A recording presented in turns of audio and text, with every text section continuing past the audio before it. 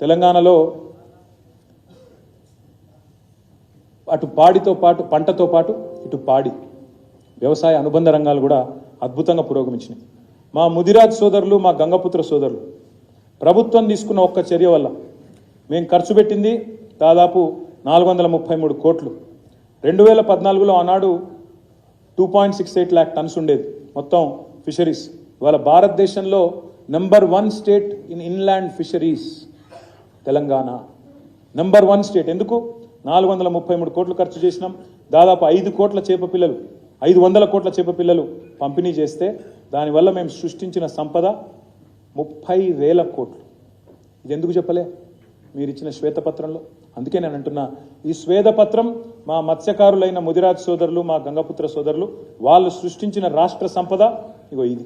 ఇగో మా గొల్ల కుర్మ సోదరులు, మా యాదవ సోదరులు, కుర్మ సోదరులు వాళ్లకు మేము ఒక చిన్న కార్యక్రమం తీసుకొని NCDS ద్వారా మేము ఒక జీవ సంపద పెంచే ప్రయత్నం చేస్తే గొర్రెలపై 15,000 కోట్ల సంపద మా యాదవ సోదరులు, మా కుర్మ సోదరులు. దీన్ని ఎందుకు చూపెట్టారు మీ శ్వేతపత్రంలో? ఇగో మా రైతులు సృష్టించిన సంపద 68 లక్షల టన్నుల నుంచి 3.5 కోట్ల టన్నులకు చేరింది. మా పాడి రైతులు సృష్టించిన సంపద 4.2 మిలియన్ టన్నుల నుంచి మరి ఈరోజు 5.8 మిలియన్ టన్నులకు పెరిగింది. మీకు చేతనైతే ఈ పని చేయండి.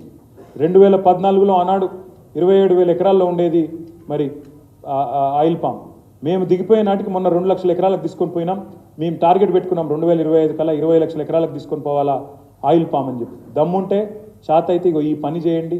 చేసి రాష్ట్ర ప్రజలకు, రైతాంగానికి అండగా నిలబడండి. ఇన్ని పనులు చేసిన ప్రభుత్వాన్ని నిందిస్తూ ఈ సంపద సృష్టిని ప్రస్తావించకుండా ఏ డొల్ల రాజకీయం అయితే మీరు చేసినారో అది తప్పు అనేది రాష్ట్ర ప్రజలకి ఈ శ్వేతపత్రం ద్వారా నేను వివరించే ప్రయత్నం చేస్తా ఉన్నాను. మరి సంక్షేమం గురించి అయితే మీకు తెలుసు.